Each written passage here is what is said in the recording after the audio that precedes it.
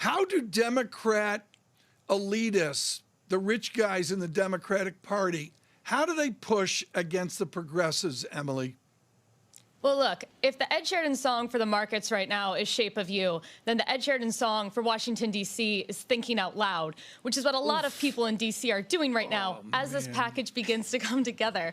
Obviously, you've heard Joe Manchin already say that he wants that $1 trillion to $1.5 trillion package. You've heard progressives say that, they want far more, that $3.5 trillion is already a bit of a compromise. But I think you do have to go back to the fact that on a certain level, all Democrats do want to get something done. They realize that they are going to be in a lot of trouble in next year's midterms if they wind up coming back to the American people empty-handed after touting all these potential promises of elder care, child care, Medicare expansion, and then to come with absolutely nothing. That's not going to play well in the election. Emily, I always wondered, I knew you from somewhere, and I remember you were in the front row at the Verizon Center September 19th of 2017 for Ed Sheeran. I knew I'd seen you somewhere before. What is going to be the response? Take it away from Joe Manchin. We mentioned Richard Neal, House Ways and Means, over on the other side here. But away from those names, who are you watching in this tax battle? So tax-wise, I definitely think Richard Neal, you basically hit it on the head. Also make sure that you're keeping an eye in the Senate on Ron Wyden, Sherrod Brown, two big figures there, Democrats who are trying to figure out their own tax proposals. But look, I'm going to give you a name of someone who I'm very much watching now going forward. Stephanie Murphy. She's a Democrat. She's from Florida. She's a moderate, head of the moderate Blue Dog Coalition. And she really made some waves last week during a markup where she expressed some concerns with this reconciliation package. She didn't vote for a piece of it, saying that she needed more time to review it. And time is something that Democrats do not have right now. They right now really are working toward that September 27th deadline where the reconciliation bill, infrastructure has to start being considered in the House. Yeah, Lisa, it's so important here as Congresswoman Murphy being Vietnamese is really considered to be so much the future of the moderates of the Democratic Party. Yeah, the future of the moderates at a time of waning popularity for President Biden. And I want to know how that plays into this debate of the stimulative aspect of the reconciliation bill versus the taxation side of it. And this is what markets have been evaluating. Is this going to be paid for with debt?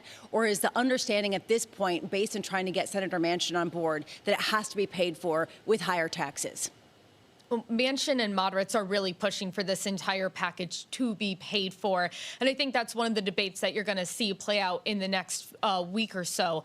Are they going to be able to have the entire package paid for? Are there going to be a couple things that it doesn't quite cover and they say, hey, look, it's important enough, we're going to put it out there and do it? I think that's a really big question that you're going to see as you see the Senate come back this week, the House come back next week, and debate really begin to take off on that. Before I let you go, Emily, I want to get your read on the aftermath of President Biden's speech last week on COVID and fighting it. I know that today they're going to be presenting some data on trying to expand the effort to distribute vaccinations across the world to the United Nations. The United States is going to be doing that.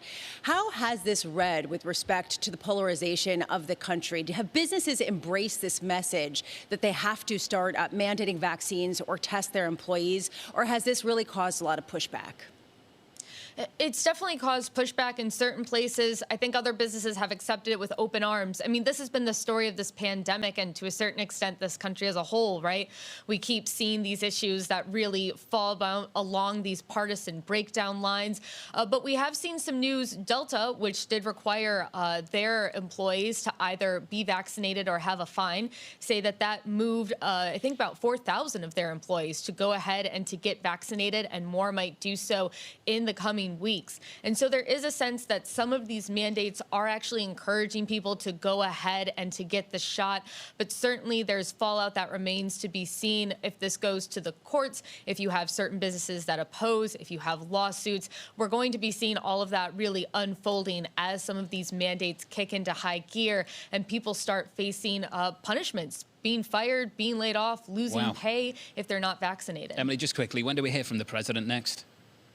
We're expecting to hear from him later today. He'll be flying out west and talking a little bit about the wildfire situation, tying that into climate change proposals and infrastructure proposals in the infrastructure and reconciliation bills. Looking forward to that. Emily Wilkins, thank you. Emily Wilkins down in Washington, D.C., our Bloomberg government reporter. That spat between the Democrats and Senator Joe Manchin, Tom, going nowhere anytime soon. In fact, there was a spat over the weekend between Senator Manchin and Congresswoman Ocasio-Cortez. I think he referred to the Congresswoman as a young lady. She snapped back, said, "What would you say if I called you an old man?" or something ridiculous about that. Tom, you get the feeling that Senator Manchin is just trying to put himself some real distance between himself and the rest of the party, particularly that wing of the party. That wing of the party is accurate, John. I do not agree that it's the rest of the party. I think there's a huge visceral and traditional Democratic Party support for the, let's call it the caution of the senator from West Virginia. Have we got a deadline to get this done, guys?